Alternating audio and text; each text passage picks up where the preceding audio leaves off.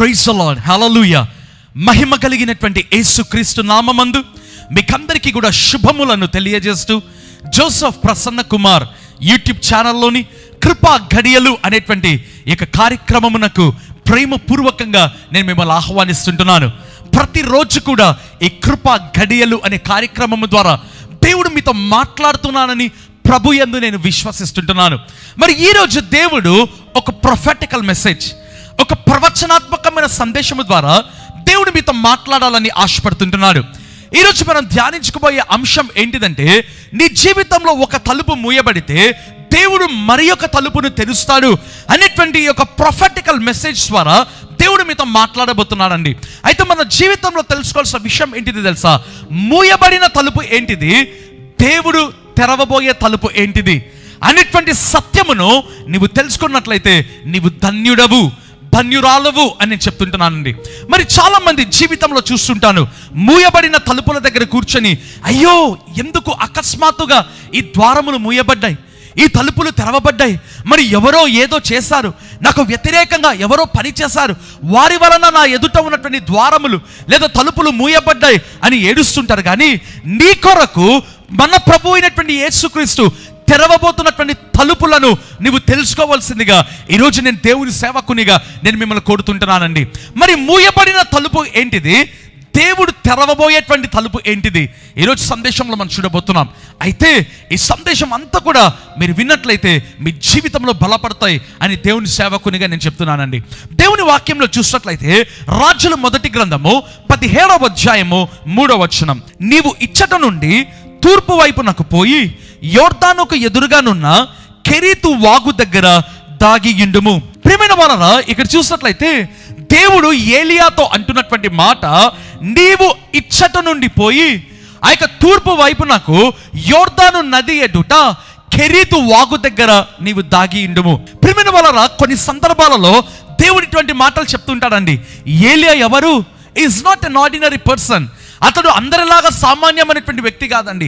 బలమైన అభిషేకము కలిగి ఒక దేవుడు ఏర్పరచుకున్న దైవజనుడు, ఒక ప్రవక్తగా పిలువబడిన వాడు ఇక ఏలియా. అయితే ఇప్పుడు దేవుడు అంటున్నాడు, ఏలియా నీవు ఇచ్చట నుండి పోయి యోర్దాను ఎదురుగానున్న కెరీతు వాగు దగ్గరికి వెళ్ళి దాగియుండుము.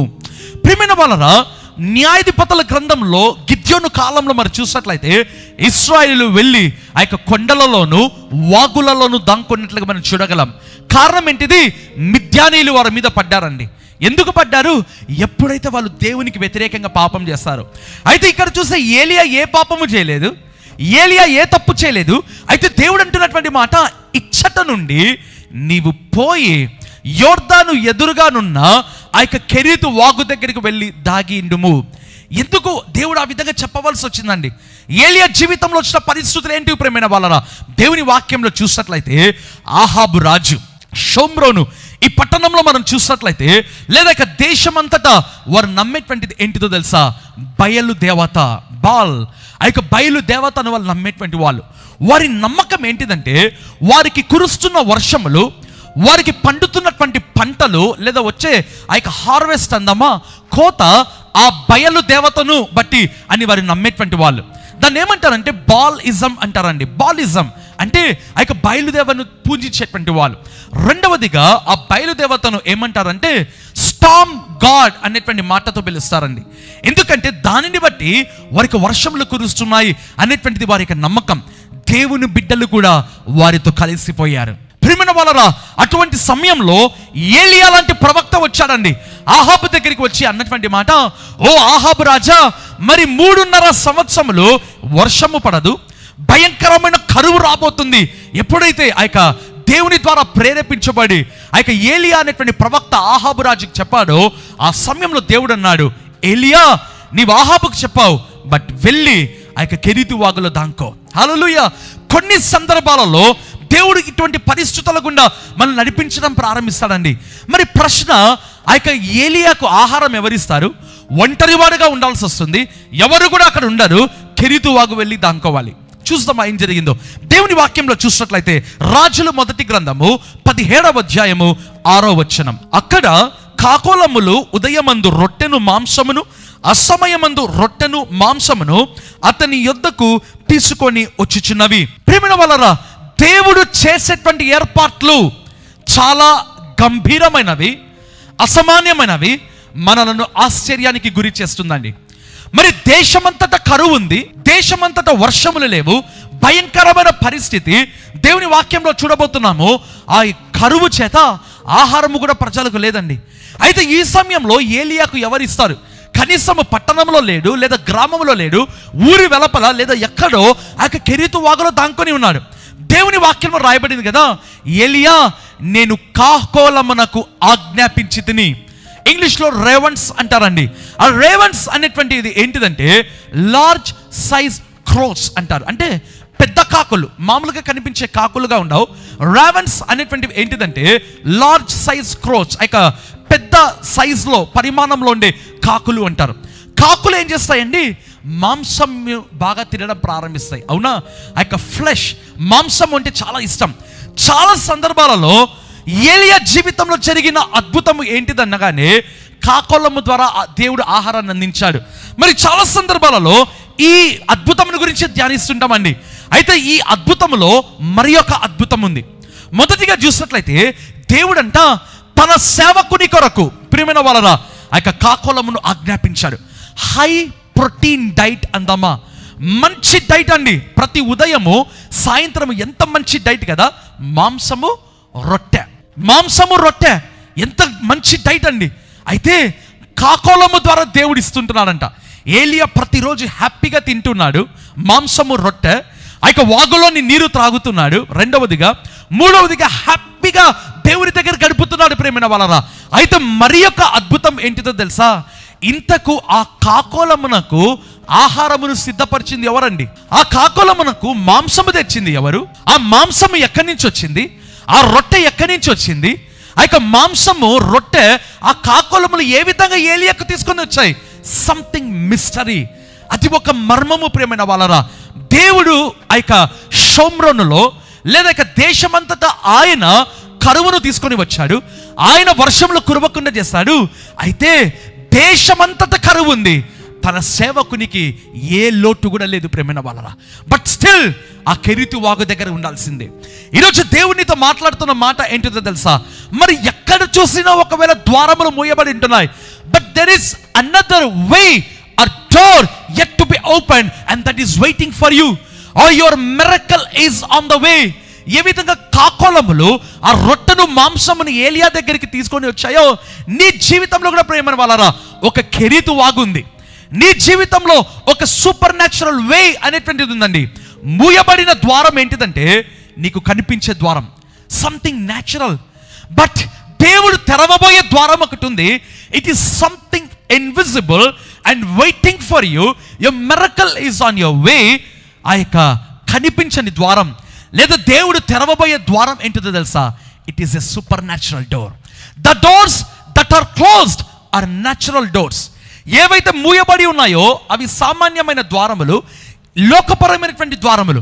అయితే దేవుడు నీ కొరకు తెరవబోయే ద్వారములు ఉన్నాయి, సంథింగ్ సూపర్ న్యాచురల్. అయితే దేవుడు అంటున్నాడు, గో టు దట్ బ్రూక్ చెరూత్. కెరీతు వాగు దగ్గరికి నువ్వు వెళ్ళడం ప్రారంభించు. కొన్ని సందర్భాలలో, కొన్ని సమయములలో దేవుడు నిన్ను కెరీతు వాగు దగ్గరికి నడిపిస్తాడండి. వై? ఎందుకు ప్రేమైన వాళ్ళరా? To show his glory, to show his mercy. తన అద్భుతములను, కనికరమును, మహిమను చూపించడానికి. దేవుని వాక్యంలో చూసినట్లయితే రాజుల మొదటి గ్రంథము 17వ అధ్యాయము 7వ వచనం, కొంతకాలమైన తరువాత దేశంలో వర్షము లేక ఆ నీరు ఎండిపోయేను. వాక్యంలో రాయబడిందండి, ఏలియా ఆనందంగా మాంసము రొట్టె ప్రతి ఉదయము సాయంత్రము దేవుని యొక్క అద్భుతములను, దేవుడు సర్ప్రైజ్ చేస్తున్నాడు ఏలియాను, ఆశ్చర్యానికి గురి చేస్తున్నాడు ఏలియాను. అయితే అకస్మాత్తుగా ఆ కెరీతు వాగులోని నీరు ఎండిపోయేను. నీ జీవితంలో కూడా ప్రేమైన వాళ్ళరా కొన్ని సందర్భాలలో ఎండిపోయిన పరిస్థితులు వస్తాయి. Dry situations, dry circumstances, dry conditions. కొన్ని సందర్భాలలో ఎండిపోయిన పరిస్థితులు, ఎండిపోయిన స్థితిగతులు రావడం ప్రారంభిస్తాయి. దేవుని వాక్యంలో రాయబడింది, కొంతకాలమైన తర్వాత ఆ వాగు ఎండిపోయింది. రిసోర్స్ ఎంటీ అయిపోయాయి, రిసోర్స్ డ్రై అయిపోయింది. దేవుడే ఆకాశంలోనే తలుపులను మూసాడు, అయితే ఏలియా కొరకు మరి ఒక తలుపు తెరిచాడండి. అయితే ఇప్పుడు చూసినట్లయితే ఆ వాగు ఎండిపోయింది. దేవుడు ఏం చేస్తాడో చూద్దామా? రాజుల మొదటి గ్రంథం 17వ అధ్యాయం 9వ వచనం. నిన్ను పోషించుటకు అచ్చటనున్న యొక్క విధవరాలికి సెలవిచ్చెను. హల్లెలూయా. మొదటిగా చూస్తే కాకోలమునకు దేవుడు ఆజ్ఞాపించాడు. రెండవదిగా చూస్తే ఏలియా వాగులో నీరైపోయింది అని బాధపడుతున్నావు కదా, ఇన్ని రోజులు మాంసము రొట్టె తిన్నావు, అయితే ఇప్పుడు హోమ్ మేడ్ ఫుడ్ నేను ప్రిపేర్ చేస్తాను. దేవుడు ఏమన్నాడండి, నువ్వు వెళ్ళు, సారేపతు అనేటువంటి ఒక ఊరికి లేదా ప్రాంతంకి వెళ్ళినప్పుడు ఒక విధవరాలు ఉంటుంది, ఆ విధవరాలకి నేను చెప్పాను, సెలవిచ్చాను అనేటువంటి మాట దేవుడు ఆ యొక్క ఏలియాకు మాట ఇవ్వడం ప్రారంభిస్తాడు. దేవుని వాక్యంలో చూసినట్లయితే ఏలియా ఆ యొక్క కెరీతు వాగు దగ్గర నుంచి బయలుదేరి సారేపాతుకు వెళ్ళినప్పుడు, ఆ ప్రాంతము పేరండి, ఆ ఊరికి వెళ్ళినప్పుడు ఒక విధవరాలు ఉంది. ఆమె పేరు ఎవరికి తెలియదు, but she was a very rich lady అండి. ఆమె చాలా ధనవంతురాలు. కారణం ఏంటిదంటే 19వ వచనంలో రాయబడింది కదా, ఆమె కుమారుడు రోగస్తుడైనప్పుడు మేడగదిలోనికి ఏలియా తీసుకొని వెళ్ళిపోయాడంట. అంటే ఆమెకు క్రింద మాత్రమే కాదు, ఫస్ట్ ఫ్లోర్ మేడగది కూడా ఉందండి. ఆ రోజులలో మేడగది ఉందంటే చాలా ధనవంతులని. She was a very rich lady. అయితే ఆ దేశంలో ఉన్నటువంటి కరువును బట్టి ఆమె పేదరాలుగా అయింది నేను చెప్పను, కానీ ఆమె దగ్గర డబ్బు ఉంది, సమస్తము ఉంది, అయితే కొనలేని స్థితిలో ఉంది. కారణము కరువు, కారణము డ్రాట్. ఆ యొక్క కరువు ప్రేమైన వలన ఆ ధనవంతురాలు ఏలియా వచ్చే సమయమునకు ఆ యొక్క పుల్లలు ఏరుకుంటున్నట్లుగా మనం చూడగలం. ఏలియా అన్నాడు, అమ్మా నాకు నీరు కావాలి. నీరు సులభంగా ఇస్తారండి. అయితే ఏలియా అన్నాడు, అమ్మా నాకు ఒక రొట్టె కావాలి అనేటువంటి మాట ఎప్పుడైతే అన్నాడో, ఆ విధవరాలు అన్నటువంటి మాట, అయ్యా నీవు ప్రవక్తవు, నీవు దైవజనుడవు, నిజముగా నేను చెప్తున్నాను, నా దగ్గర కేవలము ఒక రొట్టె అంతవరకు మాత్రమే ఉంది, నేను నా కుమారుడు తిని మరణిస్తాం. ప్రియమైన వాళ్ళరా, ఏలియా ఏమన్నాడో తెలుసా? దేవుని వాక్యంలో చూస్తే రాజుల మొదటి గ్రంథం 17వ అధ్యాయం 14వ వచనం, భూమి మీద వర్షము కురిపించే వరకు ఆ తొట్టిలో ఉన్న పిండి తక్కువ కాదు, బుడ్డిలో నూనె అయిపోదని ఆమెకు చెప్పాను. ప్రియమైన వాళ్ళరా, తొట్టిలో ఉండే పిండి అయిపోదంట, బుడ్డిలోని నూనె అయిపోదు. దేశమంతటా కరువు ఉంది, షోమ్రోను అంత కరువు ఉంది, అయితే ఆమె ఇంట తొట్టిలోని పిండి అయిపోలేదు, బుడ్డిలోని నూనె అయిపోలేదు. బైబిల్లో రాయబడినటువంటి మాట, ఆ తొట్టిలో ఉన్న పిండి అంటే ఆ తొట్టిలో కొంచెం పిండి ఉంది, ఆ బుడ్డిలో కొంచెం నూనె ఉంది, అయితే అది అయిపోదమ్మా. ఒక దేవుని సేవకుడు ప్రవక్త అయినటువంటి ఏలియా చెప్పినటువంటి మాట ప్రేమైన వాళ్ళరా, ఆ యొక్క భయంకరమైన కరువులో తలుపులు మోయబడ్డాయి. మొదటి తలుపు దేవుడు తెరిచాడు, కాకోలము ద్వారా దేవుడు ఆహారం అందించాడు. రెండవ తలుపు దేవుడు తెరిచాడు, ఆ యొక్క విధవరాలు ద్వారా దేవుడు ఆహారాన్ని అందించాడు. మూడవ అద్భుతం ఏంటో తెలుసా? ఆమె మాత్రమే కాదంట, ఆమె బంధువుల వారందరూ కూడా కొన్ని దినములు ఆ ఆహారము తిన్నట్లుగా మనం చూడగలం. ప్రియమైన వాళ్ళరా, నీ జీవితంలో కూడా కొన్ని సందర్భాలలో ఎండిన పరిస్థితులు వస్తాయి, ఎండిన స్థితిగతులు వస్తాయి. దాని అర్థం ఏంటిది? తలుపులు మూయబడ్డాయని దిగులు పడవద్దు. గో టు బ్రూక్ చెరీత్, అయితే కెరీతు వాగు దగ్గరికి వెళ్ళు. ప్రేమైన వాళ్ళరా, నీ జీవితంలో దేవుడు అడుగుతున్న ప్రశ్న, ఆ నీ కెరీతు వాగు ఎక్కడ ఉంది? నీవు కెరీతు వాగు దగ్గర నువ్వు ఏం చేస్తున్నావు? దేవుడు నిన్ను అడుగుతున్న ప్రశ్న. దేవుని వాక్యం చూసాం కదా, కాకులము ద్వారా ఆహారం వచ్చింది. ఇన్ ద సేమ్ వే నీ జీవితంలో కూడా your miracle, your provision, your needs, everything is on the way. సమస్తము కూడా మార్గంలో ఉంది. దేవుని వాక్యంలో మనం చూసాం కదండి, ఎవ్వరికి తెలియదు ఆ కాకోల మనకు ఎవరు మాంసం ఇచ్చారో, ఎవరు రొట్టెలు సిద్ధం చేసి ఇచ్చారు. It's a mystery, it's super natural door. దేవుడు తెరిచే ద్వారములు అలా ఉంటాయండి. రెండవదిగా మనం చూసాము, ఆ తొట్టిలోని పిండి, బుడ్డిలోని నూనె ఎక్కడి నుంచి వచ్చిందో ఎవరికి తెలియదు. హల్లెలూయా. ఒక తలుపు మూయబడితే దేవుడు మరి ఒక తలుపు తెలుస్తాడండి. మూయబడిన తలుపుల దగ్గర కూర్చొని ఏడవడం, దిగులు పడడం దేవుని యొక్క చిత్తం కాదు. గో టు బ్రూక్ చెరీత్, ఆ కెరీతు వాగు దగ్గరికి వెళ్ళి మొరపెట్టడం ప్రారంభించు. And expect a supernatural miracle from the hands of the Lord. దేవుడి ఈ సందేశము ద్వారా మీతో మాట్లాడుతుండగా, నీ జీవితంలో మూయబడిన ప్రతి తలుపుకు బదులుగా దేవుడు అసామాన్యమైన రీతిలో తన తలుపు తెరిచినగాక. హల్లెలూయా. తలలు ఉంచినట్లయితే ప్రార్థన చేసుకుందామా. కృపగల దేవ, దయగలిగిన మా ప్రభువా, మహిమ కలిగినటువంటి మా ప్రభువా నీకు స్తోత్రమయ్యా. నీ ప్రియ బిడ్డల కొరకు నేను ప్రార్థన చేస్తుంటున్నాను ప్రభువా. ఈరోజు ఒక గొప్ప ప్రవచనాత్మకమైన సందేశం ఇచ్చావు ప్రభువా. ఒక తలుపు మూయబడితే దేవుడు మరి ఒక తలుపు తెరుస్తాడని. ఎస్ మై లార్డ్ తండ్రి, వారి జీవితంలో మూయబడిన తలుపు దగ్గర ఎవరైతే కూర్చొని ఏడుస్తున్నారో ప్రభువా తండ్రి, వారు వెంటనే కెరీతువాకు దగ్గరికి వాళ్ళు వెళ్ళి ప్రభువా నీ సన్నిధిలో వాళ్ళు మొర్రపెట్టిన ఎడల ప్రభువా తండ్రి, వారి జీవితంలో సూపర్ న్యాచురల్ డోర్స్ ఓపెన్ అవుతాయని మీరు రివీల్ చేసినందుకు నీకు స్తోత్రం నాయనా. I pray let this prophetical message come to pass in their life, my Lord. Let this prophetical message come into action, I pray thee, my Lord. ఈ ప్రవచనాత్మకమైన సందేశము ప్రభువా వారి జీవితంలో క్రియా రూపము దాల్చును గాక. మూయబడిన ద్వారములు యేసు నామమున తెరవబడును గాక.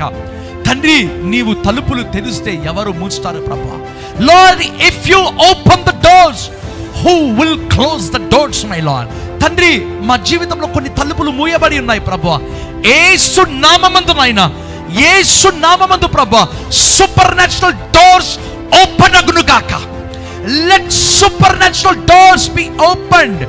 Let super natural doors B opened in the name of Jesus. ఈరోజు నీ సేవకుని ద్వారా ఈ సందేశం ఇచ్చి ఉంటుండగా let something super natural take place, my lord. Let be here testimonies from దై చిల్డ్రన్. నీ బిడ్డల దగ్గర నుంచి నేను సాక్ష్యం విన్నుగాక. నీకు కృతజ్ఞతలు తెలియజేసుకుంటూ యేసు నామమందు ప్రార్థిస్తున్నాను తండ్రి, ఆమేన్. ప్రియమైన వాళ్ళరా, ఈ ప్రవచనాత్మకమైన సందేశమును అనేక మందికి ఫార్వర్డ్ చేయండి, షేర్ చేయండి. దేవుడు మిమ్మల్ని దీవిస్తాడు. అంత మాత్రమే కాదు, Joseph Prasanna Kumar YouTube channel subscribe చేయండి, బెల్ ఐకాన్ క్లిక్ చేయండి. దేవుడు మిమ్మల్ని దీవించింది గాక. ఆమేన్.